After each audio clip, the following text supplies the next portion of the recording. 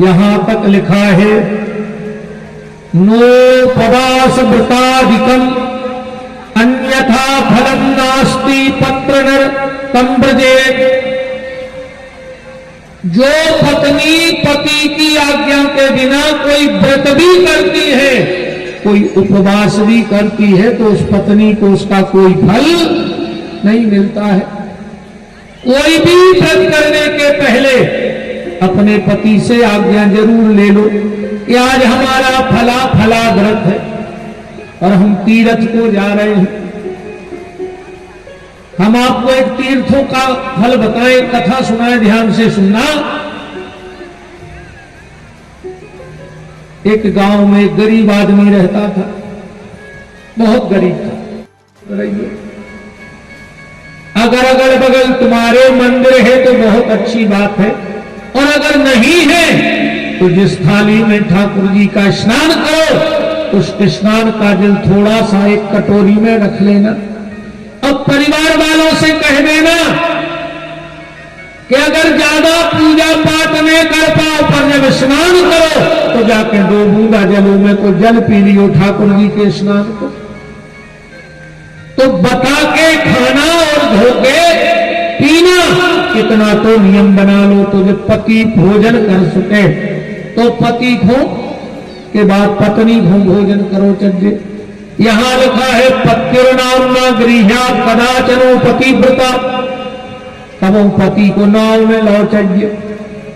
अब ये आजकल की बहन जी हरे तो ऐसे बुलान लगी जैसे उनके मोड़ी मोड़ा हुआ फैशन चल गो, पत्नी पति को नाव लेने लगी, ऐसे बुला जैसे बाल बच्चे हुए। तुमने बुला तो नाव लेके क्या कहता पापा।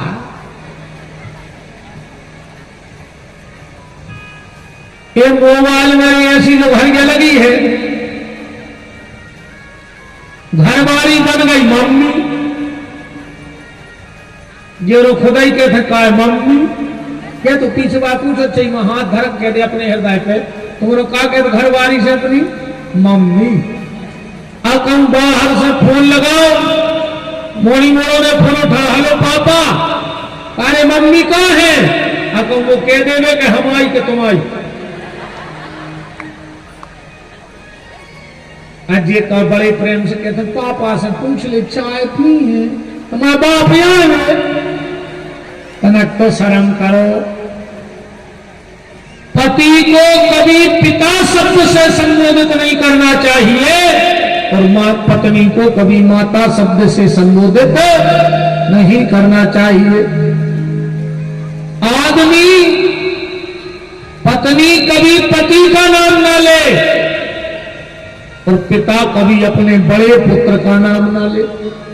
अगर पिता अपने बड़े पुत्र का नाम लेता है तो वो उसके भाग्य को धीरे धीरे खत्म कर देता है। इसलिए कभी भी पिता अपनी पहली संतान का नाम मुंह से न ले ज्यादा बार बार। पिता को कभी भी ज्येष्ठ पुत्र का नाम नहीं लेना चाहिए, इस चीज का ख्याल रखना चाहिए। बोलो वृंदावन बिहारी लाल की।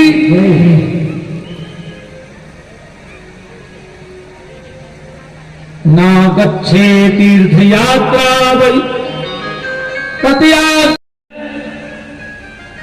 अगर 100% अगर घर फूट रहे हैं तो मैं 99% हाथ मोड़ी की मताई को है। 100% घर में लोग घर के तुम धरे हो अपनी मोड़ी के, दिन भर फोन पे चिपकी का खा लो का बना लो, जहर खा लो तो ना तुम खा लो मार जा, हम सुखी हो जाए। तेल की मताई हरे जब मोड़ी की विदा करती बिटिया की तो कह के पहुंचाती के बेटा तैसे डोली में जा रही हूं, तैसे अर्थी पे न करी गो। 2 बातें सेके चली गो बिटिया जाते आए। और आज की जे बहू हरे कहते बेटा अगर सवेरे सास जल्दी जगा देवे तो हमें फोन करियो, हम पापा को पहुंचा के दहेज प्रथा में लिखवा दे। तुम घर बना रही के घर बिटा रही मोरी को। एक बात सुन लो, पति के रहते हुए अगर बेटी पति को छोड़ के पिता के घर में रह रही है तो उस माता पिता से दुर्भाग्यशाली दुनिया में कोई नहीं है।